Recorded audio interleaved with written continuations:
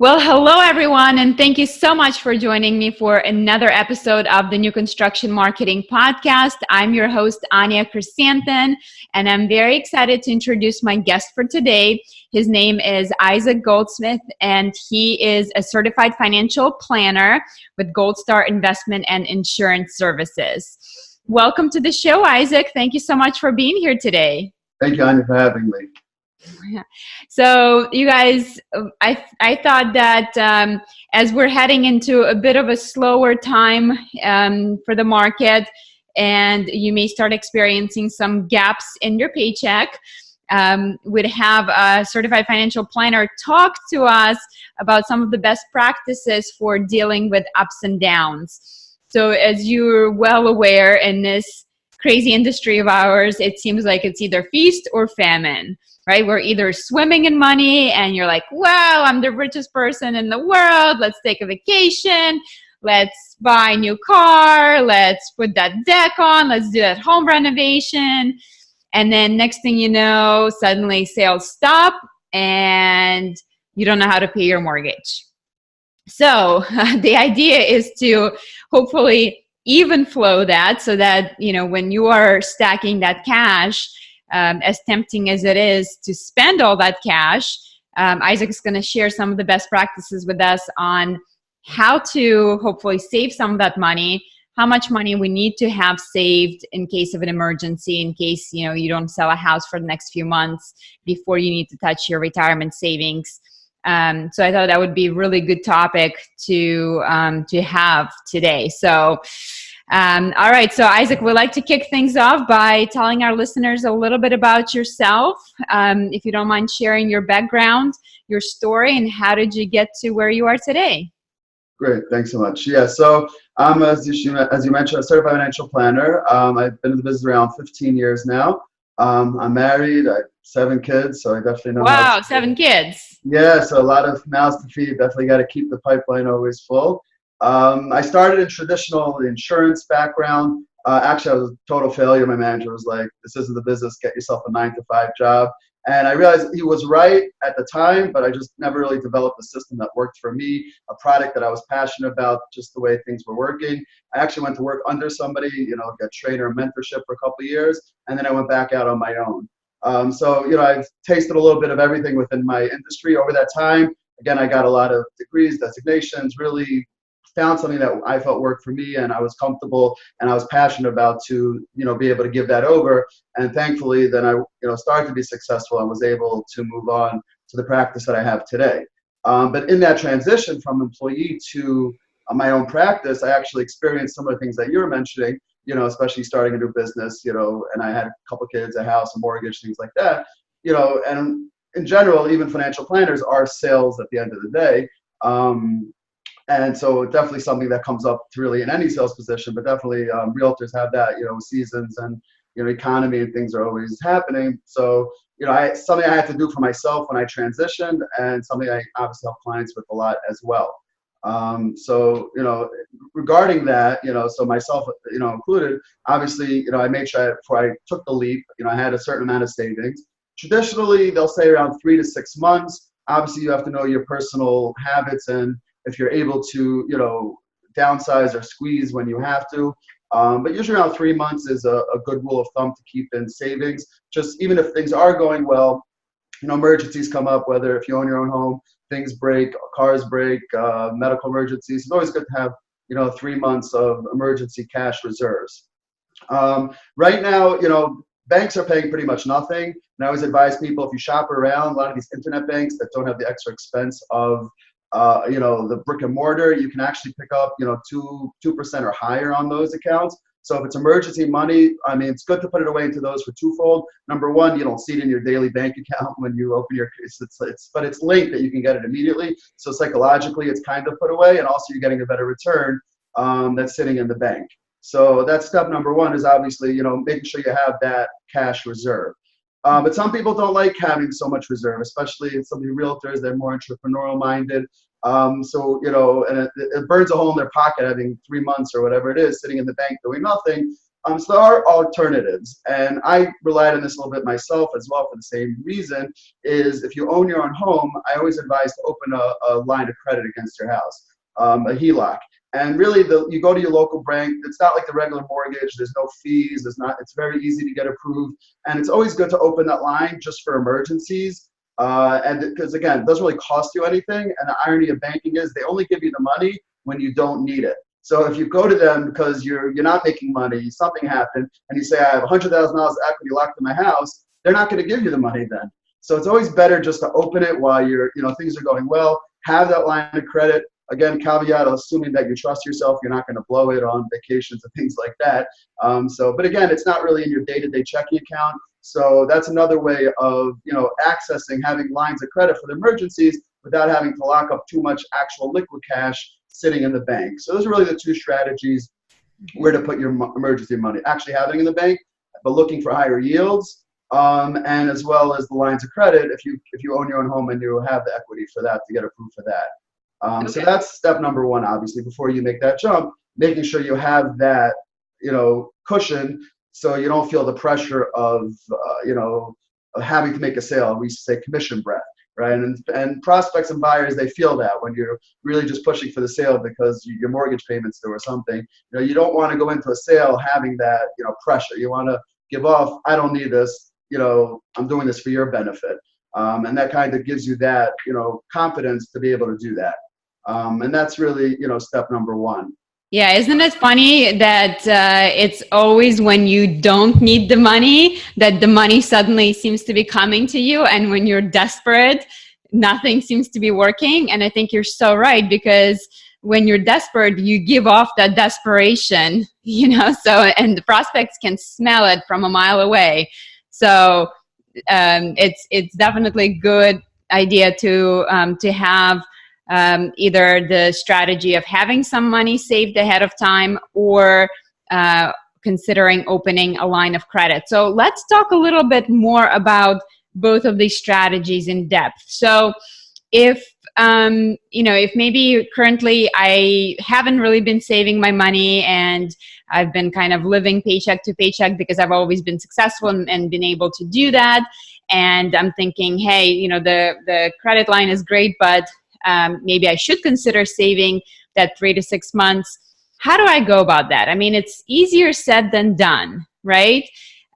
What are some of the best practices in order to save that money and not be tempted to spend it necessarily, other than putting it into a separate account where you can't necessarily spend it?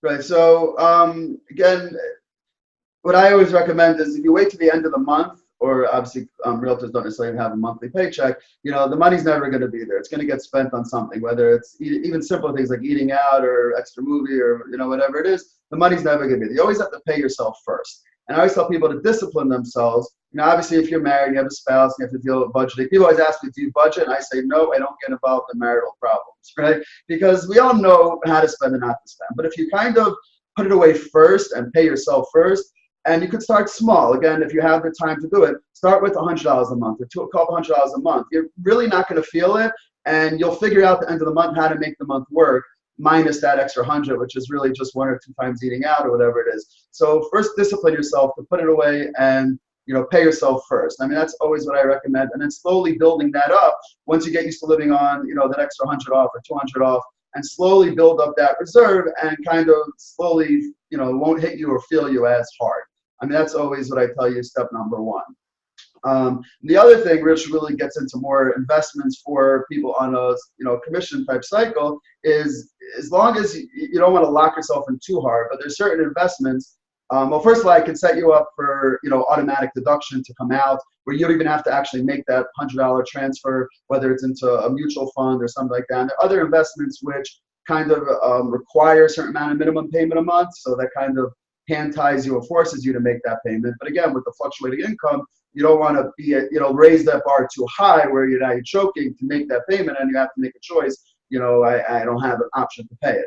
So either setting up a type of investment that automatically pulls it out and requires it, or if you're disciplined, paying yourself first and putting it into that separate account and slowly building that up. they say one less coffee, one less this. Again, I don't get into the nitty gritties of your lifestyle to how to do it, but if you pay yourself first, you'll figure out where you could cut if at the end of the month you're starting to get, low. That's kind of where I go with that. Yeah, I like the idea of paying yourself first. So how do you stay motivated with that? Because I think it's easy to lose track of that, right? I think unless it's like you make it as a discipline and almost like a muscle, you said, okay, so start small and then gradually work it up. So is there strategies or some kind of a motivational strategy that you share with your clients that are having maybe a hard time putting that $100, $200 away every paycheck? Sure. I mean, obviously, it's a reverse way. It actually hurts you. Oh, what's $100? What's $200? So it could, as you said, it could say, just throw in the towel, heck with this, I'm no interest. But if you show someone over a 20 or 30-year period, especially into an investment, not necessarily into the emergency reserves, what that could be. And in 20 years from now, you could buy that vacation home or go on that cruise around the world or stop working at a certain age, and you show them the end results and the benefits and the value of that discipline. I find, keeping that end goal as the motivation. So you're kind of balancing, don't worry, it's not so painful if you start small, but on the flip side, the small adds up, and this is the end result what you'll get, and it's a real thing if you wait till the end. So you kind of have to balance the two. Okay. That's usually what I do with people. All right. So it sounds like a good idea is to set up a separate savings account away from your checking, so you're not tempted to spend that money on shoes. Number 2 is to start small and build up that muscle and increase that amount gradually over time.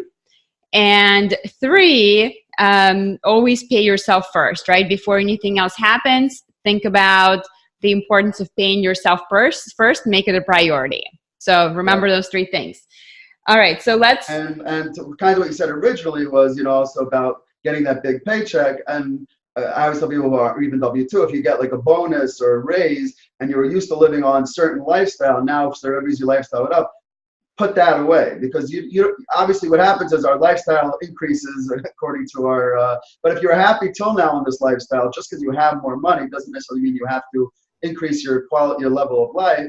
And that's another. If you have you sold a big house or something like that, put some of that away. So it's easier then also because you don't need all that money. So that you should put away into emergency reserves as well. And I'm guilty of that as well. You have a good month, a great month, you're not as motivated to make those calls, to do the things that are uncomfortable when you have that fat, in your savings account in your month to month. So if you would get that big payday, that's also an easy way to carve out, because you don't need it today. It's easier to carve that out and then put that away as well.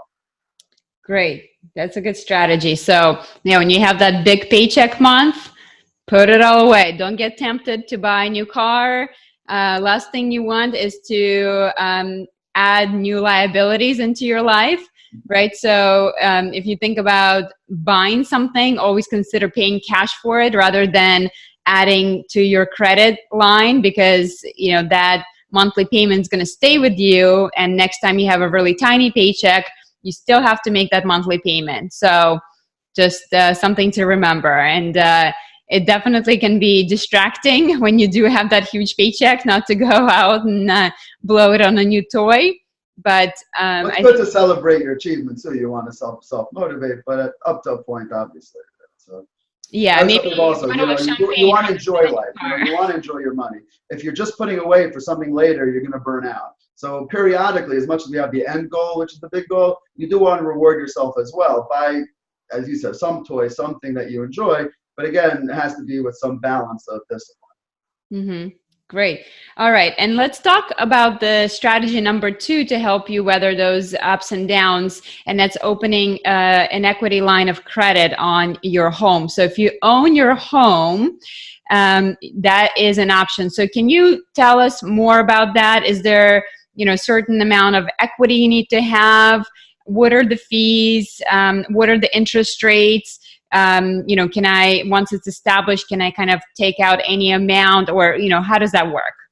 Sure. So most banks will give you a second line of credit, which is the home equity line of credit. And if you shop around, anywhere from 75 total outstanding debt can't be more than 75 to 80% loan to value.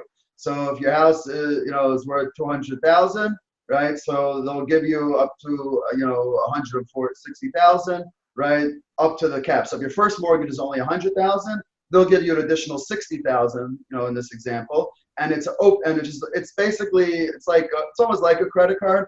If you don't use it, there's most of the regional banks that you go to, your local banks, there's no fees to set it up. There's no expense. There's no appraisal. None of that you go through with a regular mortgage. Also, it's much easier to get approved from a income perspective because it's a smaller amount and you only pay interest. You're not paying principal back as well. So the amount that you're required to pay. So it's easier to get approved. It's a much quicker process and there's really no fees. Some charge a $25 or $50 annual fee just to have it open. Some don't. Again, this is where your relationship with your personal bank makes sense. But if you don't use the money, there's absolutely no interest expense. It's not like a mortgage where it's fixed and you're making those payments. So if you don't need it, it doesn't cost you anything. The rates usually tie around prime, which right now around 5%, give or take, depending on feds if they cut or not. So it's pretty cheap money because it's secured against your asset. So again, it's not expensive and it's only while you use it. So if you took it out for a week or 2 weeks and pay it back, you only pay for that week or two that you took out the money to pay, whatever you had to do with it.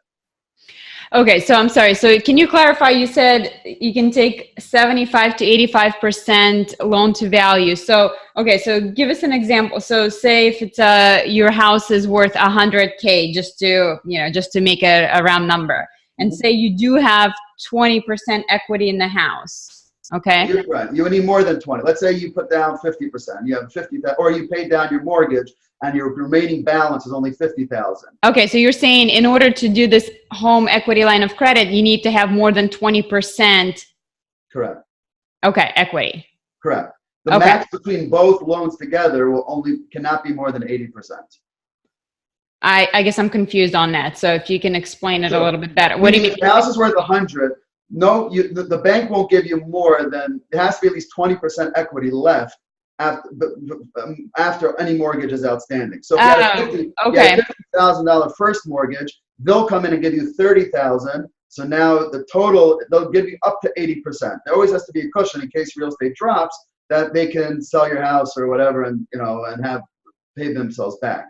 Okay, so did you guys catch that? So that makes sense. Okay, so if you have 100K, your house is worth 100K, and say you have 40% equity in it, you could then borrow up to 20%, which is $20,000, because you always need to have 20% cushion of equity in the home in case something happens. Correct. Okay, so that makes sense. Some are 75, some are 80, obviously, but that's a ballpark what most of them are. Okay, so 75 to 85%. That makes sense. Okay, and you said so the average interest rate is about 5%. So say in this example of a 100K house, and I have 40% equity, and I take $20,000 out. Say I have a really bad month, and take $20,000 out. So then I would pay 5% on a $20,000 for as long as it's outstanding. Right. So it costs you about $2 and change a day for that, because the 5% is annual. It's not daily. It's annual over the year. So you take the amount you took out, times it by the interest rate, and then divide it by 365, and that gives you your daily cost to take that money out. So in this case, you took out $20,000. Right, and you're paying 5% interest. Over the year, you would pay $1,000 of interest. So if you divide that by 365, it comes out to $2.75 a day. But if I only need it for a week, so it only costed me, $15. But again, it's a cushion that does. So if I'm earning more money than 1% in the bank, I don't want to leave money sitting at 1%. It's worth it for me to invest my money at 5 or 6% somewhere else, maybe. And if I need, I can just tap this to get me by. Obviously, as a long-term strategy, it's not the greatest long-term strategy, but for those intervals where you need the money, it's a very cheap place and an easy place to access money without having to actually sit with money in the bank. Makes sense. Okay. So have you seen, I mean, I can imagine this could be dangerous too, especially, if you're not responsible. So if you have a bad history of maybe racking up credit card debt, etc., that this could be kind of an additional thing that you could get yourself into trouble with, right? So Yeah, when you 100%. open that equity line of credit, it's probably not a good idea to use that money for a vacation or even to potentially, renovate your house or something like that, because, you got to think about the interest you're paying on that loan, and that if something does happen and you need to suddenly move, that money is not going to be going back into your pocket. 100%. That's 100%. If you're paying off high interest expense credit card bills and you're just going to rack them back up, yeah, it doesn't make sense. Again, this is more of a short-term strategy if you're disciplined. So it works better if you're married and you have a spouse who keeps you kind of in check. But yeah, 100%. That's a great point. You don't want to have this and say, oh, great, all of a sudden I have all this money and then back to square one where I'm tight. It's really just to get you through that pinch. That's really what it's for. And again, it just balances the need to keep so much cash in the bank. Between the two, it allows you a little more freedom with your real money because I have this as a fallback option. Mm-hmm. Okay, that makes sense. All right, so let's talk taxes. So depending on how you were set up, if you work directly for a builder and you're a W-2 employee, then your taxes may be withheld automatically. But if you're a 1099, like a realtor, and you're on your own, then your taxes are not withheld for you. And what you have to do is basically make sure that with each paycheck, you are saving enough money towards your taxes so that when tax bill is due at the end of the year, you're not, caught with your pants down, so to speak. So you got to make sure that you have enough money to cover that tax bill. So let's talk about the W-2. So, and correct me if I'm right or wrong, and I know you're not a tax expert, tax advisor, but if you're familiar with that, so isn't it that the bonuses are typically taxed at a higher rate than regular income? And then sometimes I remember when I would get an extra large paycheck from my builder, for whatever reason, the amount withheld in taxes seemed much higher percentage than my typical paychecks. Can you speak about that at all? Well, it really depends on your HR and how they're setting it up. From a actual tax, IRS perspective, again, you'll speak with your accountant, get all the details. The tax is the same whether it's a bonus or whether it's income. So that from what the ultimate tax liability is. Some HR departments hold a bigger amount back from a bonus than a regular paycheck, but that all gets balanced out, and when you file your taxes, they just withheld more. I mean, that's the trick with people get a refund at the end of the year. Depending on why you get a refund, really it's your money you overpaid to the government, they're giving back to you. So you're really getting excited about getting your own money back. Obviously some people are not disciplined, so it's good to get a big lump sum of money. They can enjoy it, save it, whatever it is. But so that's your bonus was more of a HR thing, how much they withheld, but the actual liability is the same whether it's a bonus or whether it's income. Now how do, obviously there's different again, as I just mentioned, some people want their employer to hold less, and then they'll deal with it at the end of the year. If they have to pay, they'll pay. Some people say, no, take out more of my paycheck because, I'm not less disciplined with my money and I don't want to owe the government money when it comes April time. So there's really two, schools of thought on that, but the actual tax liability all pretty much, falls back and blends in at April time. Mm-hmm. When you file. So I guess in that case, it's just up to you how disciplined you are with your money, right? If you're typically good. Well, there's a minimum, obviously, they have to withhold, but yeah, technically, assuming you wouldn't get a refund, assuming that you would get a refund, you can adjust it that you won't get a refund. You can, have higher deduction. You can tell them to withhold less. Obviously, you can't withhold less than you would owe in taxes. You can't say hold nothing, but you can figure, if you know basically your calculation, you can figure out the minimum needed instead of holding more. person, usually you're paying quarterly taxes. You don't just pay once at the end of the year. And that's kind of a safety measure. As long as you pay what you're required based on quarterly, even if I had a great year, let's say last year I only made 100,000. So my taxes are based on $100,000 income. Then the following year, I make quarterly payments based on $100,000 income.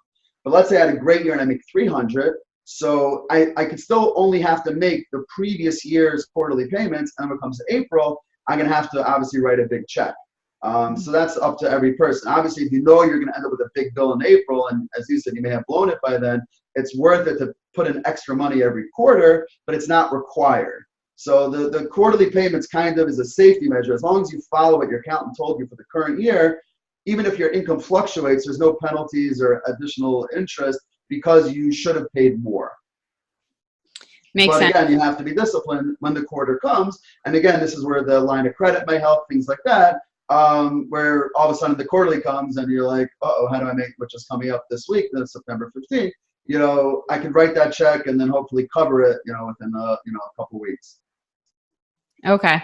So again, it goes back to how disciplined you are personally. So if you know you're a good saver and you've always been great with your money and paying yourself first, maybe, it makes sense to decrease the amount of deductions you have. But if you're not that great at saving money, maybe or is it the opposite? If you increase the opposite, yeah. You want it, yeah. If you decrease so if you increase the number of deductions, then you're going to have less withheld, right? No, you have more withheld. If you decrease your deductions, right, then obviously that means you owe more money, so they're going to withhold more money. So let's say you wouldn't obviously make up how many kids you have, but let's say if you put down you only have one kid, so they're going to take out more money. If I have 10 kids, so then theoretically I'm going to owe less in the end of the year, they're going to take out less money. So that's the way it kind of works like that. Gotcha. So when you guys meet with your accountant at the end of the year, take a look and see, do you owe money generally, or do you get money back? And based on that, you can always adjust those deductions for the following year. Correct. Okay, makes sense. All right, so we talked about the taxes. We talked about some of the strategies to help you save money in a short term, potential credit line. And then let's talk about generating passive income, because isn't that the best type of income is the envelope money, right? That just shows up every single month. So in the real estate industry, or just really for any sales professionals with up and down, considering making some passive income may be another great strategy to offset those ups and downs if you do have some certainty coming in every single month. So how do you feel about investing in, say, rental properties? Is that something that you see your clients generally do? Risky, not risky, and does it generally pay off long term? So the first thing I always tell people, especially when it comes to real estate investing, obviously they would do that on their own, is it's a job. Don't fool yourself. I buy a rental property and I just collect the checks every month. Even if you hire an agency or someone to take care of everything. I used to own a few myself, and it was always nerve-wracking. I'd leave my phone on in case there was that emergency middle of the night phone call. You get that phone call, and if you have tenants, they don't keep the house as well as obviously a homeowner. You're going to have that issue where making noise and the police call because the neighbors complain. It's a job, Again, it's a rewarding job. At the end of the day, it's a job. So that's one thing I always tell people. If it's going to affect your quality of life or your main job, rental investments and real estate, you just have to make sure you know what you're getting yourself into. Obviously, realtors have the pulse on it. I always say if you should invest in something you know. So if you find a good deal in a house, and I know you have to disclose certain things if you're a realtor and buying real estate, but if it's something that you have your handle on, that's the best thing to invest. Don't invest in a business and Amazon, even other things, because the real estate market. If there's a good area, bad area, what rentals are, and things like that. So yeah, for real estate people, definitely. But again, obviously, the other downside to real estate is you need usually a chunk of money in order to get yourself started in real estate, as opposed to other investments, which you can start smaller. So if you're disciplined and you save that money, or you had that big payday and now you have that more money, for sure, you always want to have some stable income coming in. But again, even in real estate, a lot of it is the yield and appreciation. It's not so much on the month to month what you're getting from your real estate, at least at the beginning. So it may not get you that passive income right away. But if you accumulate a few houses or a portfolio or a multifamily, then it is possible to have passive income. But again, it's something you have to be focused on. It's something you have to be involved in day to day. And it's not something you can just, do and put away. As opposed to other types of investments, whether it's in the stock market or other things where, the payoff may not be as good, or you may have to wait for the payoff down the road, but that's a real passive investing. So you have to differentiate passive investing and passive income. So you have to work to get passive income. It's easier work to get passive investing. So that's kind of what you have. But for sure, you always wanted that. Or if real estate people also, if you can find something that's overlaps in your industry that you can hedge your knowledge within there. Again, whether it's selling certain services or products that new homeowners need, or if you get licensed to offer title, things like that, and you can get a commission on referrals onto certain industries. So you could basically double tap your main profession to generate other types of revenue, not just on the actual sale of the home. That's another way of focusing on your area of expertise, because the client knows you, they trust you, they like you. You can upsell them to other things, or be a referral to other things, assuming that you get licensed and it's full disclosure on that you're getting paid on that. That's basically two ways that realtors can hone their unique skills to add passive income into their day to day. Mm-hmm. Yeah, one note of caution on real estate investing is that you do have to have enough funds sitting in, the reserves, because you do have those periods of time when the property may not be occupied. So, or you obviously want to be very careful with the type of a renter that you're going to get in. Make sure you do plenty of screening first, because if suddenly they stop paying, your mortgage is still due, but that money is no longer coming in. So you definitely want to make sure you do have some cushion in that, that you have a few months of reserve sitting on the side to potentially cover those unexpected emergencies. Right. Now, speaking of passive investing in stock market, I think so many people have kind of a fear of the stock market. So talk to us a little bit about the time frame that you should consider when you're investing in the stock market. How much risk should we really be taking when we invest in the stock market? So specifically, if we're considering investing in the stock market for a retirement goal, and say we do have 20 plus year timeline, how much risk can I really take? So yeah, obviously money that you need within 3 to 5 years, the stock market is not the place. So I always tell people, if you think you're saving for a down payment, if your kids are going to college or something within a certain window, you need to buy a new car, whatever it is, that money does not belong in the stock market. That's, number one. Or reserves for your real estate business or your emergency reserves, that does not belong in the stock market. So a minimum of at least 5 years and out. Now, if you have 20 years, now, again, we always like to use past performance, with the caveat, past performance is not indicative of future results. So you kind of have that balance, and the world is always changing with, the internet and information that's open to the public now. So it's very hard to use previous returns and data to really project how things are going to go in the future. But the old rule of thumb that you will be more because bonds and everything are so low these days, which as realtors for mortgage rates, things like that. The alternative to equities is really not returning the return that people need, especially in retirement, to generate revenue or income that they need to day-to-day living. So where it used to be, there was a rule of thumb that you scale down your equities stock market more into savings and bonds, kind of has gone away because the alternative really isn't there. And also with longevity, people living into their 80s and 90s now, where it used to be at 65, okay, now I only have 10, 15 years. Again, that window, shrunk. Now the window's longer. You can still be more risk in the market for longer because your life expectancy is going to be longer. So it's very not uncommon to people to have 100% or 95% in the market, assuming that you're focusing on passive investing, because that time frame is stretched so long. and the alternatives really aren't paying it. It's worth that risk to get the better returns of the market long term. Especially if it's in a retirement account, but for sure you're not touching it for 20, 30 years.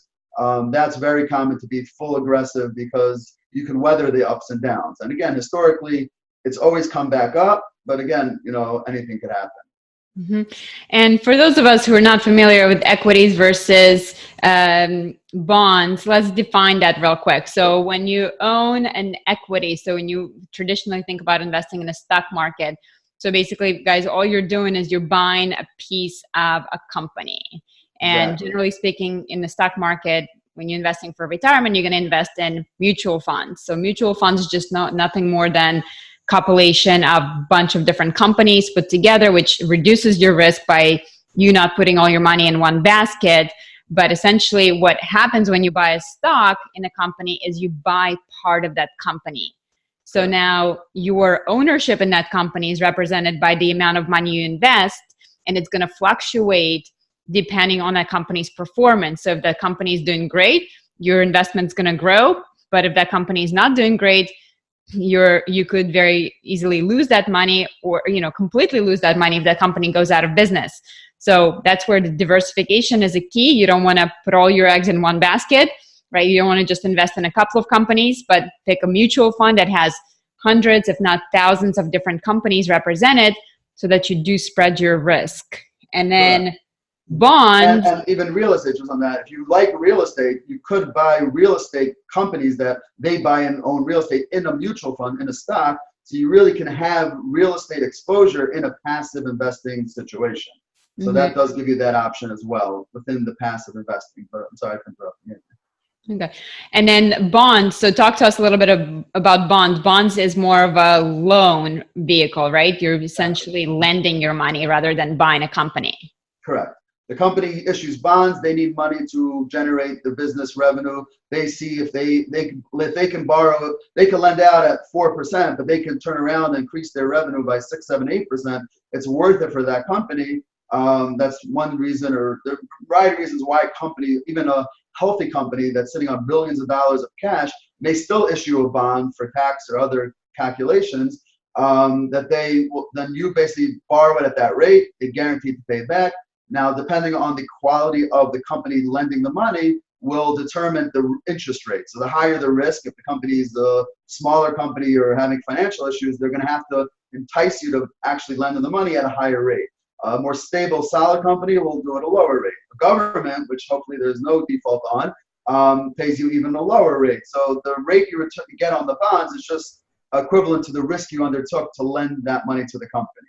So either you can hold the bond to maturity and either collect interest along the way, or get the lump sum, some of them, accrue the interest and pay you at the end, or you can actually buy and sell bonds, on the market, depending on the price of the bond that, where it's holding today. And the reason why bonds are considered a little bit safer than stocks is because if something happens and that company goes out of business per se, you as a bondholder have a priority in liquidation of the assets, where you could actually get some of that money back, as opposed to a stockholder where you're the last in line to get anything if the company goes bankrupt. Is that correct? Exactly, correct. You're a creditor of the company, so you're not liable for anything, and you're the first. You get first payout, on that. Any debts any remaining assets get paid out to the shareholder. Sure. And it's also in a way, it's more stable. Stock market, you can lose you can lose value, as opposed to bonds, where pretty much your value is stable, assuming that you collect the coupons till the end. It's pretty much of a guaranteed contract. You know exactly what you're going in, getting into. As opposed to stock, theoretically, as you mentioned, you could lose more than you put in. So you guys, when you think about bonds, think about almost like a house mortgage, and how the mortgage company has a priority lien against the home. But guess what? There's also the government that has the priority lien, right, for taxes. So in case you don't pay taxes, government has number one priority to go ahead and sell your house to recoup that money. So with bonds, it's kind of similar way that if something happens to a company and they go under, you do have that priority to recoup some of your investments. So that's why bonds are generally considered a little bit safer. But I think in that conversation, bonds versus stocks or any other investments, it's always a great idea to consult a professional such as Isaac, because again, you may not be an expert in, in managing your own money. So it's like having a coach for your money, to have a professional who is breathing, eating every single day this stuff, and that's what they're passionate about, and they're there to really guide you along the way to help you make the best possible financial decisions. So Isaac, if somebody wanted to reach out to you with some additional questions about whether it's retirement strategies or saving short term for that extra cushion, how can we reach you best? Sure. So, my office, I still give out my cell, believe it or not. I try to answer as much as I can, but that way, but my cell is 732-987-5717. And again, if I am in a meeting, obviously I don't answer, but I try to get back within a reasonable period of time. Or email, it's Isaac, ISAAC, at goldstar.com, GOLDSTARI as in Isaac, I as in Isaac, S as in Sam.com. Stands for Investment Insurance Services. Yeah, so those are the two best ways to reach me. Again, I'm not geographically limited. Now with, I'm licensed pretty much in a lot of the states all over the country. Obviously, I'm in the tri-state area here in New Jersey, so anywhere within a, hour to hour range, do personal meetings, or if not, we do Zooms. And that's, my practice. And one other thing I just want to mention with realtors also is, for protection side, disability insurance and things like that is actually very important, because a lot of people, their professions, they can still work from the home, they can figure things out, things like that. Realtors, you have to be active and on the spot. If that's your main profession, I always say a very specialized profession, make sure that you have, your life insurance, disability insurance, things like that in place, liability, obviously, umbrellas, because you don't want to grow wealth and have all this money and then something stupid happens, especially you're driving around a lot, a lot of times that things can happen. You want to make sure that you're protected in the full as well. That's something also I always make sure people are considered and protected. Just make sure that those, your sources of income are protected just as much as, your growing of your wealth as well. So that's just one final, making sure that's done.